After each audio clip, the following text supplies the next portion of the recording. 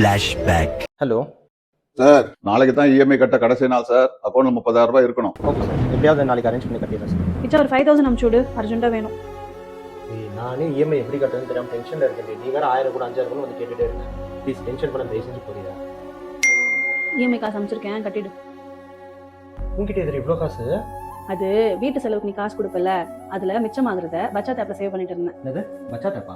ஆமா, பச்சாத் ஆப்ல நம்ம சேவ் பண்ற அமௌண்ட்டுக்கு எஃப்டி விட நல்ல ரிட்டர்ன்ஸ் கிடைக்குது. இவங்க trusted bank partners like SBI, ICICI மூலமா இன்வெஸ்ட் பண்றாங்க. பெஸ்ட் பார்ட் என்னன்னா, லாக்இன் பீரியட் இல்லாததால நம்ம அமௌண்ட்டை எப்ப வேணும்னாலும் இன்ஸ்டன்ட்டா வித்ட்ரா பண்ணிக்கலாம். இது சூப்பர் ஐடியாடி. இந்த முன்னாடி என்கிட்ட சொல்லிருக்கலாம்ல நீ? முன்னாடியே சொல்லியிருந்தா மொத்த அமௌண்ட்டையும் என்கிட்ட இருந்து ஆட்டே போட்டிருப்பல்ல. பட்ஜெட் ஆப்ல வெறும் 100 ரூபாயில இருந்து உங்க சேமிப்பை ஆரம்பிங்க. எஃப்டியை விட நல்ல ரிட்டர்ன்ஸை எதிர்பார்க்கலாம். SBI, ICICI, ஆக்சிஸோட நம்பிக்கையோட, UPIயோட சுலபமான சேவிங், தேவையான போது பணம் கூட எடுக்கலாம்.